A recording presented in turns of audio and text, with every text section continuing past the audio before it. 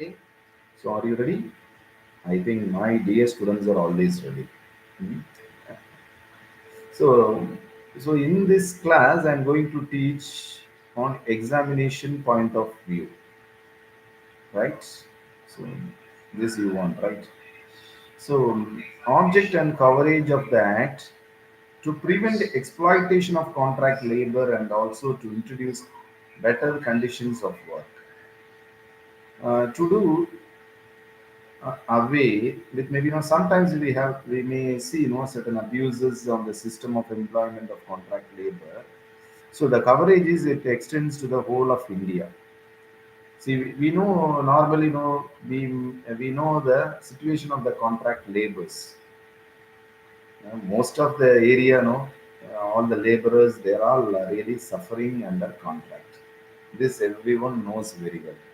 Am I right? Okay.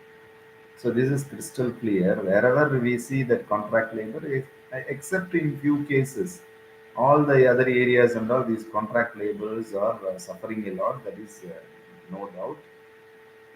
To improve their conditions of work, maybe the services provided by the employer, maybe that should be assured. Okay, how it could be assured in the sense what not. The government has been formed certain rules and regulation. By the way, no, our contract laborers they can enjoy this type of benefits, right? To every establishment in which 20 or more workmen are employed. See, my dear students, this is a core point. To every establishment in which 20 or more workmen are employed or are employed on any day of preceding 12 months as contract labor.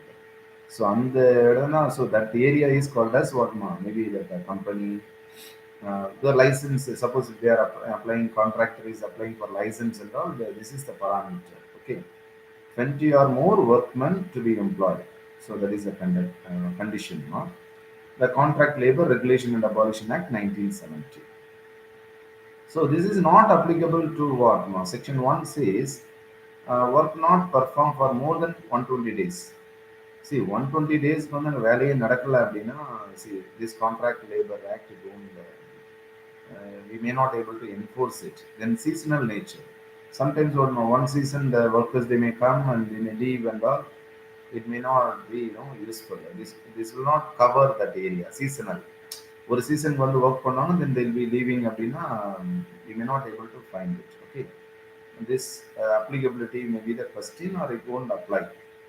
Then establishment situated in SEC, SEZ, special economic zone. There also no this type of this rule doesn't work out. Okay, so this is very important. Contractor. Then who is called as a contractor?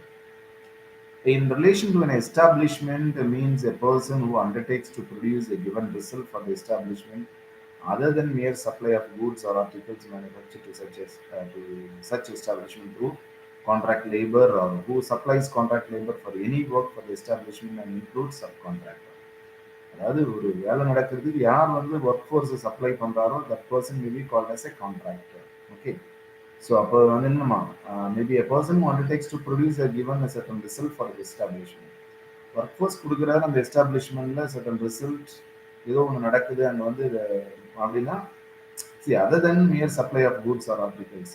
சரி, வெறும் எடுத்துட்டு போயிட்டு goods செய்யுங்கன்னு அங்கே கொடுக்குது இங்கே வரங்க அதெல்லாம் வந்து இதில் வராதுங்க. மீதி ஏரியாஸ் என்றால் it may covers. Okay, so maybe கான்ஃபிடென்ட்டாக அங்கே ஏதாவது ஒரு ஒர்க் நடக்கணும். புரியுதாமா? சரி, normally in maybe industrial sectors or அங்கெல்லாம் வந்து ஈவன் ஃபேக்ட்ரிஸ் என்றால் we may see this type of contract labour வந்து நம்ம வந்து பார்க்க முடியும். Even sub contract also they may come under this act. Okay, then who is called as a workman? Workman maybe normally they're skilled, semi-skilled, unskilled, maybe supervisory or we already we come across this under workman. எங்க வந்து பார்ப்போம் the same type of definitions and all. Maybe construction அந்த ஏரியாவில் வந்து பார்க்கும்போது ஒர்க்மேனுக்கு the same definition வந்து நம்ம பார்த்துருக்கோம். Right? So the same definition also here also apply. You can use it both. Workman means what more? Maybe skilled, semi-skilled, or unskilled, or supervisory, technical, or clerical work. புரியுதாமா? So these people are called as the workmen. இதுல யார் வரமாட்டாங்க அப்படின்னு சொல்லி பார்த்தீங்கன்னா, maybe normally that management staffs or administrative staffs they will not come under this capacity. அவங்க வந்து இந்த ஒர்க்மேன் அப்படின்னு சொல்ல நம்ம வேலை ஆள் அப்படின்ற ஒரு கெப்பாசிட்டியில they will not be coming. அவங்க வந்து இதுல வரமாட்டாங்க. ஓகே. ஸோ இதுல வந்து என்ன ஒரு டெஃபினேஷன் கொடுக்குறாங்கன்னா, who being employed in supervisory capacity Dras wages exceeding 500 rupees. புரியுதமா? அவர் 500 ரூபாய்க்கு மேல ஒரு நாளைக்கு சம்பளம் வந்ததுன்னா அவர் இதுக்குள்ள வரமாட்டார் அப்படின்னு சொல்றாங்க. Nowadays வந்து இது வந்து may not be applicable even that workmen also they are getting more than 500, but the rule says like that. Okay. Next is what who is called as maybe a principal employee. Employer அப்படின்னா யாருன்னா ஒருத்தர் வேலை கொடுக்குறாரு பாருங்க, that person may be called as a principal employer, maybe occupier, owner. நார்மலாக வந்து பார்த்தீங்கன்னா இப்போ ஒரு person is working under a contractor அப்படின்னு சொன்னால் அவர் தான் வந்து வேலை கொடுக்குறாரு. Maybe that person maybe called as a principal employer, head of the department or office or occupier or owner of or agent of owner or any person responsible for supervision. Okay, இதுதான் இவங்க தான் இல்லை. So இதில் வந்து பார்த்தீங்கன்னா advisory board அப்படின்னு சொல்லும்போது central advisory board, contract லேபருக்கு வந்து சென்ட்ரல் அட்வைசரி போர்டு சேர்மன் இருப்பாங்க, அதை maybe appointed by central government. அதே போல் chief labour commissioner, then members அப்படின்னு பார்த்தீங்கன்னா 11லேருந்து ஒரு 18 வரைக்கும் மெம்பர்ஸ் வந்து போடலாம். Then state advisory board labour போர்டில் இருப்பாங்க. There also chairman, labour commissioner or any other person by government. இந்த ஸ்டேட்ல இருந்து வரும்போது மினிமம் 9 to 11 வரைக்கும் நம்ம என்ன பண்ண முடியும், அதில் வந்து போடலாம். So these are all the things we see. Then registration of establishment. இந்த கான்ட்ராக்ட் லேபரில் வந்து இந்த எஸ்டாப்ளிஷ்மெண்ட்டு ஒரு கான்ட்ராக்டர் அப்படின்னு சொன்னால் அதை வந்து ரிஜிஸ்டர் பண்ணணும். They have to register employing contract labour. அவர் வந்து என்ன பண்ணுவார், appointment of registering officer, registration of certain establishments. அதே போல் ரிவோகேஷன் ஆஃப் ரிஜிஸ்ட்ரேஷன். அதாவது என்ன பண்ணலாம்னா one is applying they can register எஸ்டாப்ளிஷ்மெண்ட்டை ரிஜிஸ்டர் பண்ண முடியும், அந்த ஒர்க் ஃபோர்ஸ் வந்து ரிஜிஸ்டர் பண்ண முடியும். தென் வாட்டமா அதே போல் இது கவர்மெண்ட் வந்து if it is not good கரெக்டாக இல்லைன்னா they will revoke that certificate also. அவங்க வந்து சர்டிஃபிகேட்டை கொடுக்க மாட்டாங்க, they will cancel the certification also. The contract labour regulation and abolition act 1970. Okay. Appointment of registering officer. அவர் யாருன்னா normally that may officer may be a gazetted officer. அவர் வந்து ஒரு கெசட்டட் ஆஃபீஸராக இருப்பார். ஓகே. அவர் வந்து officer shall exercise the powers conferred by, அவருக்கு வந்து பவர் இருக்கும். கெசட்டட்னா maybe appointed by the government தான், புரியுதா? He has all the powers, எல்லா பவருமே வந்து அவருக்கு இருக்குமா. Registration of certain establishment. So இந்த மாதிரி கான்ட்ராக்ட் லேபர்ஸ் கொடுக்குற எஸ்டாப்ளிஷ்மெண்ட் வந்து எப்படி இது பண்ணலாம் அப்படின்னா, every principal employer of an establishment to which this act applies. அவர் என்ன பண்ணுவார் அப்படின்னா, மேபி ஃபீஸ் வந்து ₹20 to 500. It depends upon the number of workmen employ. Minimum ₹20 ₹500 வரைக்கும் வந்து வரும் கட்டணம் கவர்மெண்ட்டுக்கு. It depends upon the number of workmen. Okay. If the application for registering is complete in all respects, the registering officer shall register the establishment and issue to the principal employer of the establishment a certificate of registration containing such particulars. Okay. அப்போ எல்லாமே அவங்க வந்து satisfy பண்ணாங்க அந்த conditions அப்படின்னு சொன்னால் அவங்கள வந்து ரிஜிஸ்டர் பண்ணுவாங்க. ஓகே. சப்போஸ் வந்து சம் மிஸ் ரெப்ரசன்டேஷன், சில உண்மைகளை வந்து வேற சப்ரஸிங் மூடி மறைக்கிறாங்க அப்படின்னு சொன்னால் என்ன பண்ணுவாங்க, அவங்களுக்கு வந்து இந்த ரிஜிஸ்ட்ரேஷன் கூட என்ன பண்ணுவாங்கன்னா கேன்சல் பண்ணுவாங்க. they will be cancelling the registration. the fact should be true. புரியுதாமா? அப்போ நான் ரிஜிஸ்ட்ரேஷனாக இருந்ததுன்னா தட் மேபி பனிஷபிள். நான் ரிஜிஸ்ட்ரேஷனோட அவங்க என்ன பண்ண முடியாது, இந்த கான்ட்ராக்டர்ஸ்னா அவங்க இதை வந்து ரன் பண்ண முடியாது.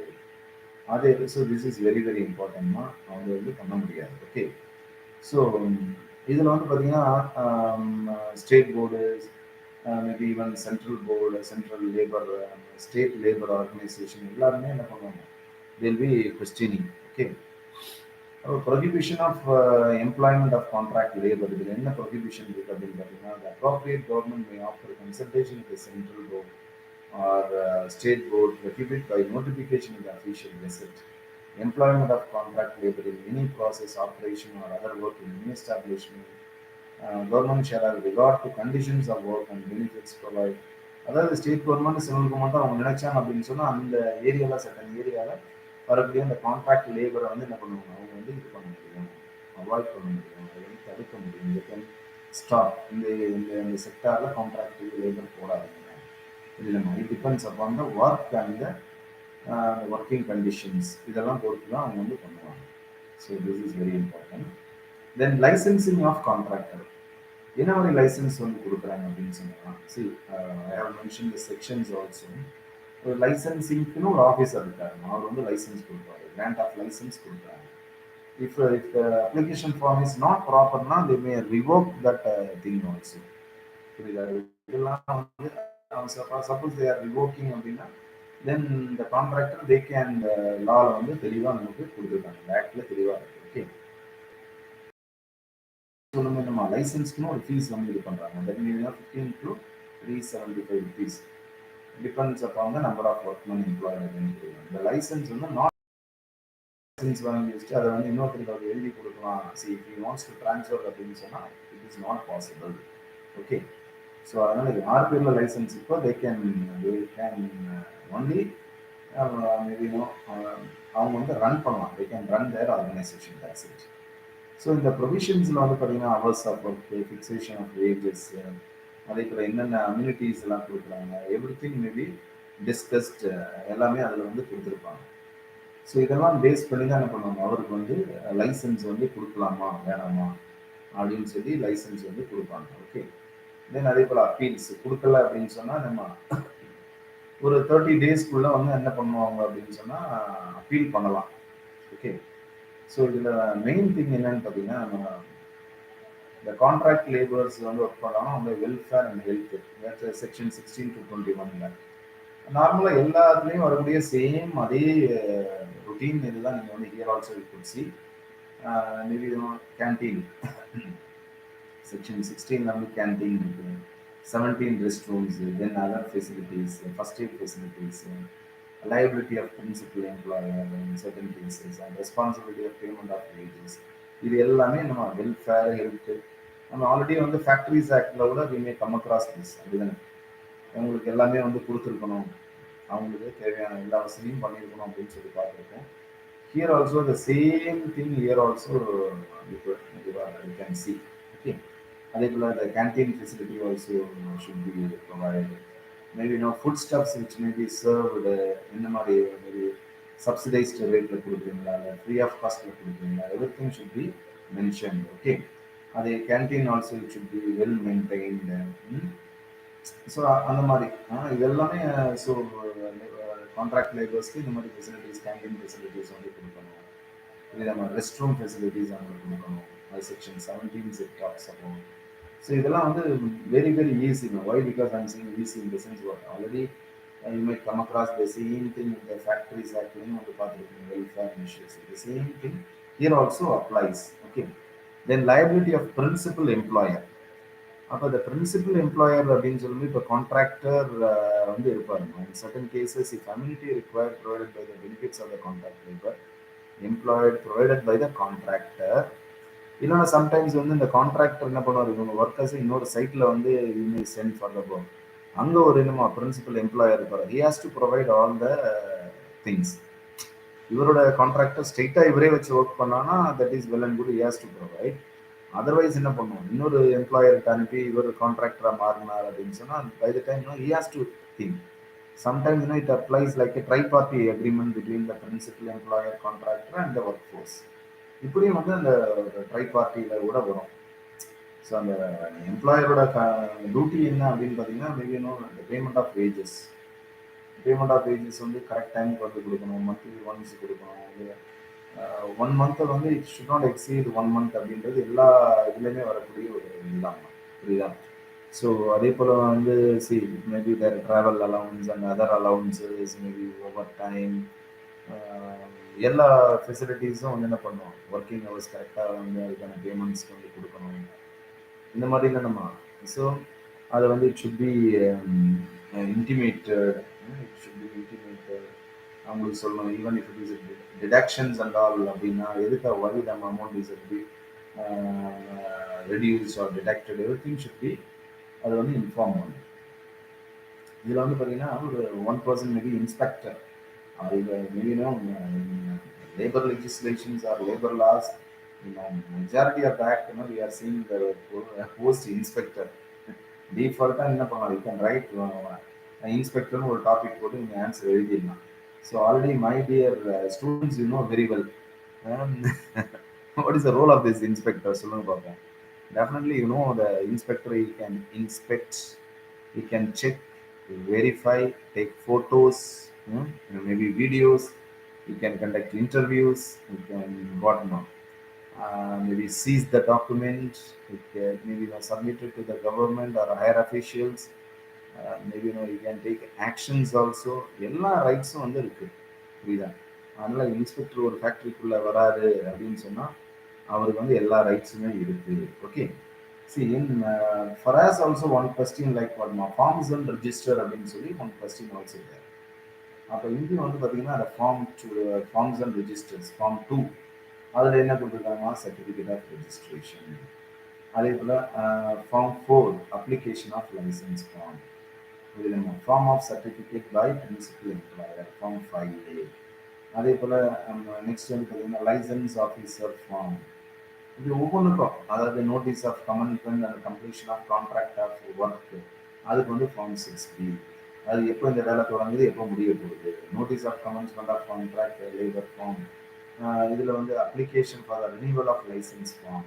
அப்போ இதெல்லாமே வந்து ஃபார்ம்ஸ், புரியுதா? ஸோ ஒவ்வொன்றுக்கும் வந்து என்ன பண்ணுவோம்னா ஃபார்ம் எல்லாமே இந்த ப்ரிஸ்கிரைப்டு ஃபார்மில் தான் they have to fill.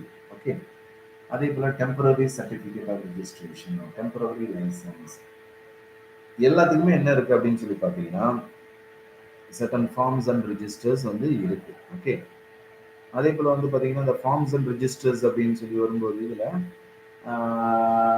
மேபினா employment card form. அப்போ ஒரு எம்ப்ளாயி இருக்காருன்னா அவருக்கு ஒரு ஜாப் எம்ப்ளாய்மெண்ட் கார்டு அப்படின்னு போடுவாங்க. அந்த எம்ப்ளாய்மெண்ட் கார்டுனா மேபி இஸ் ஃபோட்டோ, மேபினா that person's photo maybe fixed, அவரோட name, date of birth, maybe contact details, designation, அவர் என்ன ஒர்க் பண்ணுறாரு, அந்த மஸ்டர் ரோல் ஃபார்ம்னா எல்லா எம்ப்ளாயீஸோட டீட்டெயில்ஸ் வந்து வரணும்.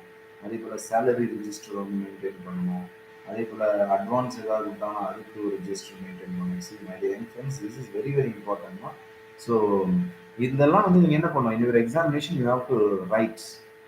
என்னென்ன ரெஜிஸ்டர்ஸ் இருக்குது பாருங்கள். Register of deduction for damages or loss, ஏதாவது போட்டு உடச்சிட்டாரு, ஏதாவது டிடக்ஷன் அமௌண்ட் பண்ணி அதுக்கு தனியாக ஒரு ரெஜிஸ்டர் மெயின்டைன் பண்ணணும்.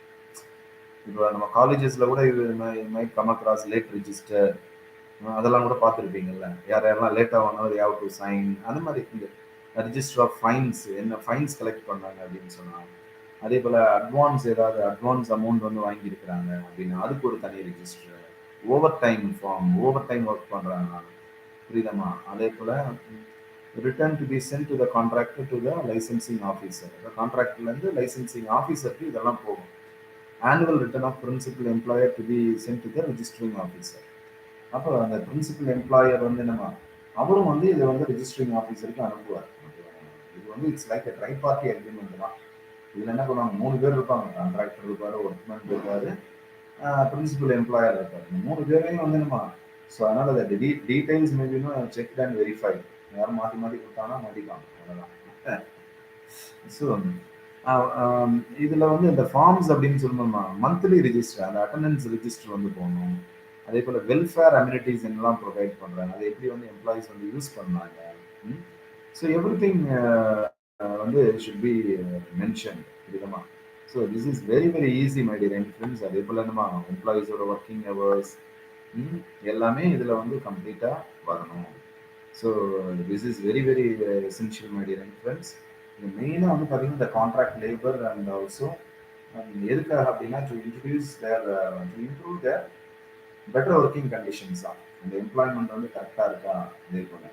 So government they're having the rights. என்ன ரைட்ஸ் இருக்குமா, with the contractor and the principal employer, அவங்க வந்து they may be punished. They may be punished by whom? Definitely they may be punished by the government. Because why? Because already that labor commissioner, then faculty, the inspectors. Okay, so many people are involving in that.